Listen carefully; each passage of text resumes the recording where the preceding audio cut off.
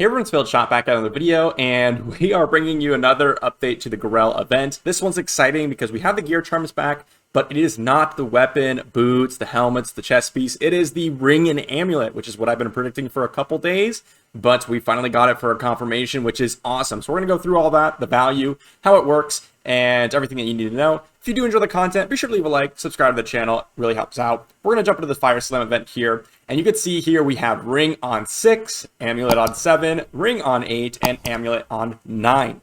Now, my initial impression was that these drop rates are going to be incredibly similar, if not the exact same. But the reason why they're putting it on 6 and 7 is because 8 and 9 are actually difficult to get to. And so people would be upset if it was only on 8 and 9. So now you newer players can get to 6 and 7 because 6 and 7 is reasonably easy to acquire. So that is really, really cool. And we're going to go through all the drop rates in just a second. But if you do need help getting to 6 and 7 as a newer player, feel free to join the Discord and, message me. I will be adding people throughout the day. But we're going to go and jump over to the spreadsheet, give you the value and what I think of the amulet and ring charms. So we are on the spreadsheet here. And for those of you that have not seen my previous videos, the spreadsheet is in the description down below. You can go ahead and use it. And the Garrell event value is going to be right here, right behind me. And so if you want to check it out, just click on that tab down below and you'll find it there. So on this spreadsheet, we have all the different buffs, and it's going to be very similar to the day 2 of the bonus rewards. Day 4 and day 2 are very similar. The only difference is the type of charm that you're getting.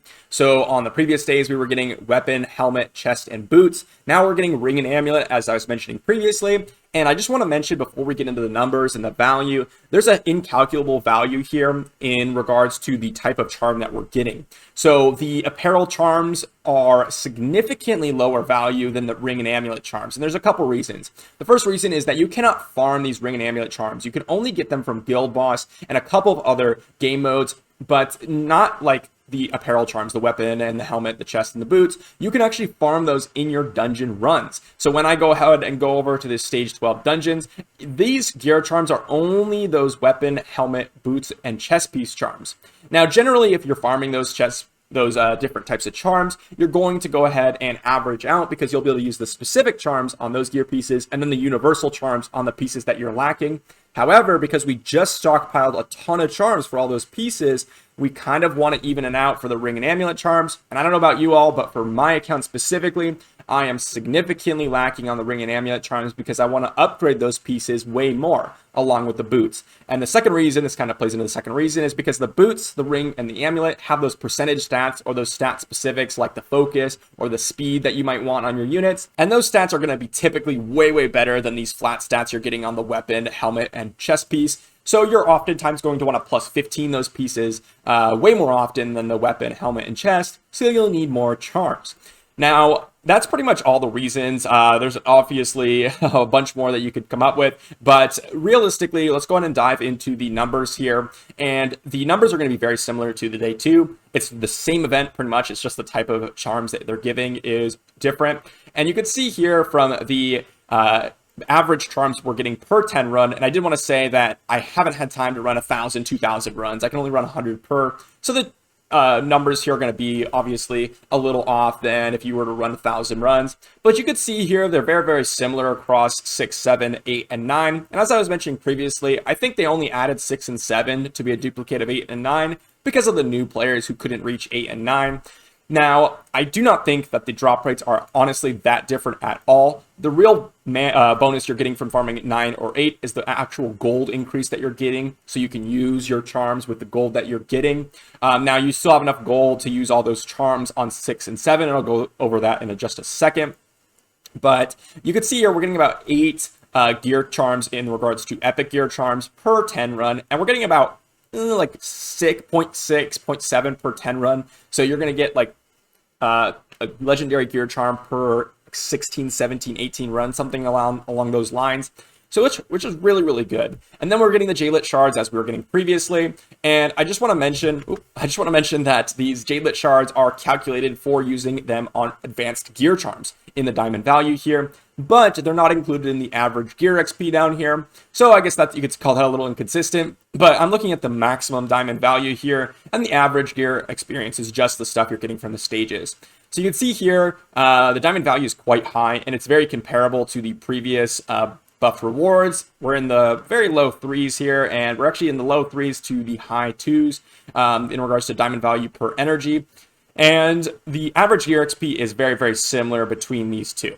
Now, if you want to know how much gold you're going to be using, you can literally just look at this average gear XP, which is the amount of gear XP you're getting from all these charms per 10 runs, and then just literally subtract that number from the gold, because it's a 1-to-1 ratio. Per gear XP, you're going to spend 1 gold. So if you're using your Jadelit shards on the advanced gear charms, you're going to need extra gold income from somewhere.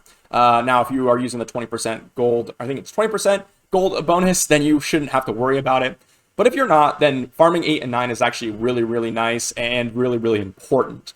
And then there's one last thing. That's if you compare it to the stage 12 dungeons, you can see here we're getting about, as I said, low 3s to high 2s in the diamond value per energy. We can just go over to the stage 12 dungeons here and just see the average diamond value per energy is 1.32.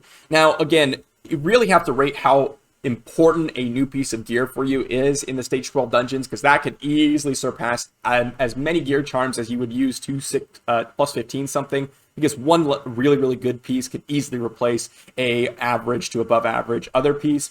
So just keep that in mind. If you are a newer player, if you're any player, I highly recommend that you do farm this at least a little bit. For you longer term players, one really good piece of gear from stage 12 dungeons won't necessarily change your account. And so I recommend that you farm the ring and amulet stages like no tomorrow. Go ahead and spend as much energy as you possibly can.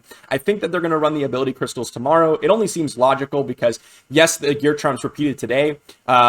So we expected that. They did change in the ring and amulets, which I was predicting. However, it did and was the same as the gear charms previously. So I assume they're going to go with the ability crystals tomorrow as well. The thing is, on the last day, will they do a normal summons, which a lot of people are struggling on because you farmed up the XP jelly, but you don't get normal summons in those XP jelly stages. So it was kind of hard for a lot of people to use their XP jelly because they ran out of fodder. So I would recommend saving maybe 500, 1,000 diamonds for that last day, just in case they put out like advanced summons, they put out normal summons or something crazy like that. That will be really, really good for you all to farm. But other than that, I recommend that you use as much energy as you feel comfortable using, because it is an awesome, awesome event. And you will absolutely always need gear charms, especially since we're getting the gold to pay for the charms that we're getting. Obviously, if you are using those Jadelit shards on advanced gear charms, you may run at a small deficit for gold, but you will make it up in some other ways. So that's going to be pretty much it for this video, and let me know what your thoughts are on this event. Honestly, it's getting to the point where this event is so insane, and I've heard some criticisms of the event where it's like, it's too good. Obviously, you're never going to win. Either it's too bad, it's too good, or whatever. But this is so, so good. The rewards are so saturated, and it's honestly really, really amazing. Obviously, the PR is really, really up on this event, so glad to see that. I'm glad to see that they do a really meaningful event for all stages of the game. And I'm honestly just really excited about the event. I think it's super fun to farm, even though necessarily gear upgrading isn't insanely fun for a lot of people. It is fun for me because I do like to see all those new rules that I'm rolling in. So again, let me know what you think, and I will see you for the next one.